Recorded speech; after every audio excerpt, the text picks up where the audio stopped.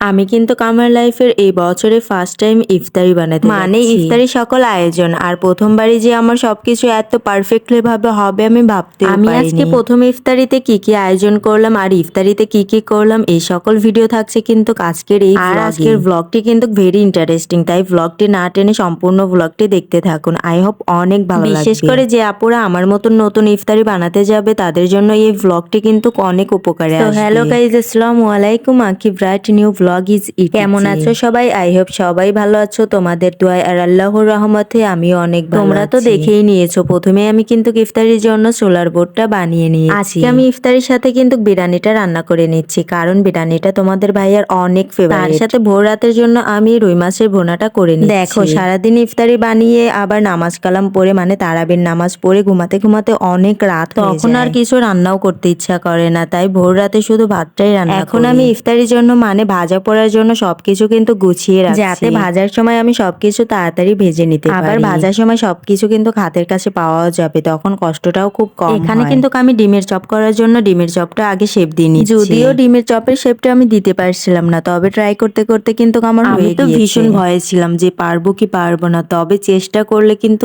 সবকিছুই সম্ভব। এখন কিন্তু আমি সবকিছু ভাজার জন্য চুলায় একটা প্যান বসিয়ে দিয়েছি আর প্যান ভর্তি তেল দিয়ে আমি সবকিছু ভাজা শুরু করে দিয়েছি। প্রথমেই আমি জিলাপি ভাজা শুরু করে দিয়েছি আর জিলাপির প্যাঁচটা কত সুন্দরভাবে হয়েছে দেখেছো মাশাআল্লাহ। প্রথমবারই যে আমার জিলাপির প্যাঁচটা এত সুন্দরভাবে হবে এটা কিন্তু আমার কল্পনারও বাহিরে ছিল। জিলাপিটা ভাজা শেষে কিন্তু আমি শিরা ভিজিয়ে রেখেছি, এখন কিন্তু ভাজতে চলে এসেছি সেই ডিমের চপ। যদিও আমার ডিমের চপ ভাজার জন্য আরো তেল লাগতো, কিন্তু কি আর করার, এখন তো ভাজা হয়েই গিয়েছে। ডিমের চপটা ভাজা শেষে আমি বেগুনে আর আলুর চপটাও কিন্তু ভেজে নিয়ে নিয়েছি। দুইটা একসঙ্গে দেওয়ার কারণ আমার সময়টা খুব কম ছিল, এই জন্য দুইটা একসঙ্গে আমি ভেজে নিয়েছি। এবার সবশেষে আমার পেঁয়াজটা ভাজার পালা, আর পেঁয়াজটা কিন্তু আমি এক এক করে গরম তেলে ছেড়ে দিয়েছি। আমার পেঁয়াজগুলো কিন্তু একদম পারফেক্টলি দোকানের পেঁয়াজগুলোর মতন। পেঁয়াজগুলো এত পরিমাণে মুচমুচে হয়েছে কি আর বলবো মাশাআল্লাহ। আর একটা কথা, ইফতারির এসব আয়োজন কিন্তু আমি রোজার প্রথম ইফতারিতেই করেছিলাম। অনেক অসুস্থতার কারণে আমি এই ভিডিওটি আপলোড করতে পারিনি, মানে ভিডিও এডিটটা কিন্তু আমি সম্পূর্ণ করে উঠতে পারছিলাম না, এজন্য আপলোডও করা হয়েছিল। এখনো কিন্তু আমি কিছুটা অসুস্থ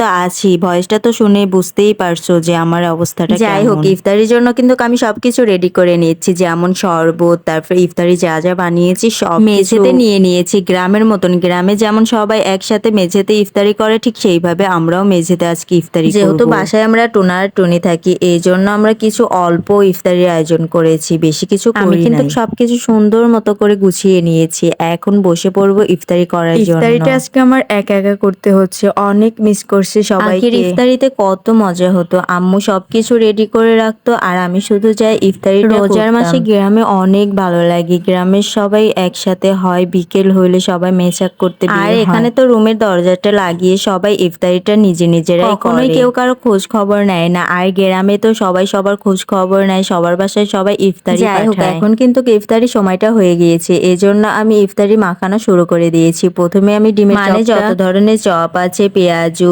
জিলাপি, খেজুর, তারপরে শসা, টমেটো আর সবশেষে সোলার বোর্ডটা নিয়ে আমি কিন্তু সবকিছু একসাথে মিশিয়ে আমি কিন্তু সবকিছু অল্প অল্প করে দিচ্ছি, যেহেতু আমরা দুজন মানুষ আর দুজন মানুষের তোর বেশি একটা লাভ শুধু তো আর নষ্ট করেও তো আর লাভ নেই।